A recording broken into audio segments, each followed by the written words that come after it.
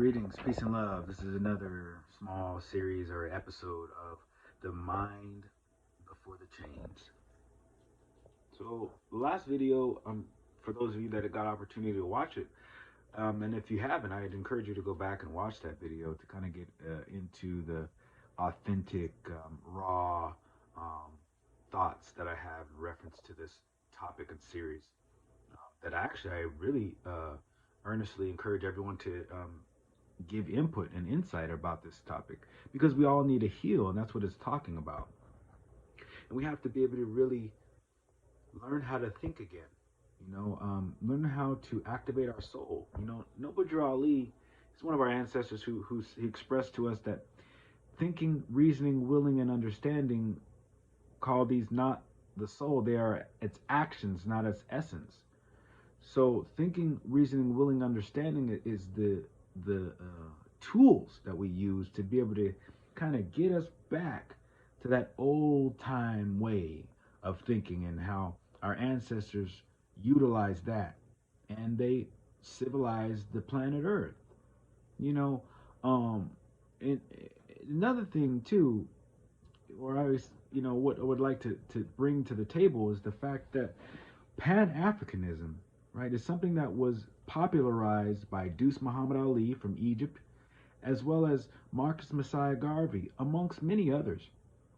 However, in particular, Marcus Messiah Garvey created and established the Universal Negro and Improvement Association in 1914. He was born in St. Anne's, Jamaica, August 17th, 1887.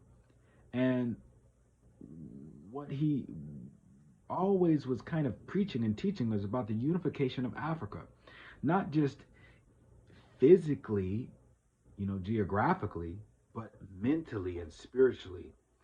Prophet Nobuddin Ali, he also makes a mention of this topic in conversation. He says that a lot of our issues are economic, social, and economic.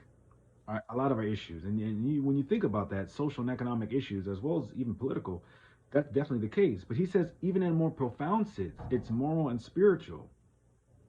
So when you think about these two men and what they brought to us, now Prophet Nobuddin Ali being born in North Carolina, 1886, January 8th, and he established the Moorish Scientific America in 1913.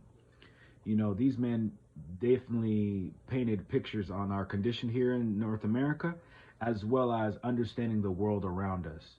So, same thing goes today. When we examine about different places on the planet and our connection to them, um, what are the politics or policies of those countries and governments?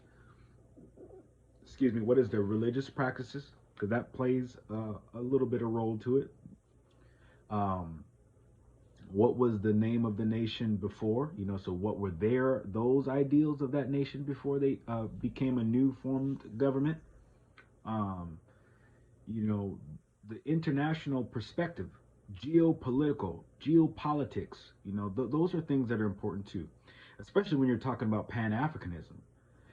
Pan-Africanism is a concept, pan being panoramic, like global, Africanism dealing with people who are inhabitants of Africa and people that are a part of the diasporic journey being of African descent. That was not a concept that was new, or well, I wouldn't say it's new, but it's not. It wasn't a common practice. I think that in the essence of our ancestors, that was something that was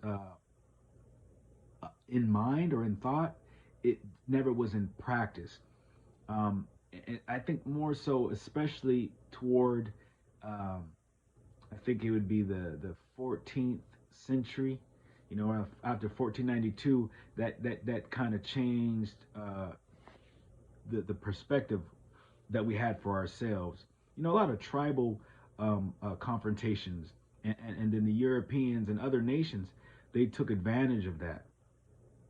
So when we're talking about having disputes or having disagreements, it's important that we consider who is watching.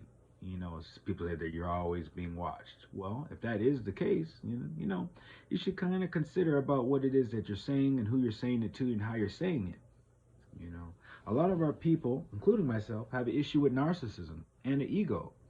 And it is important that we continuously strive to be open to constructive criticism and open to critique, and be willing to strive to be humble in all of our affairs.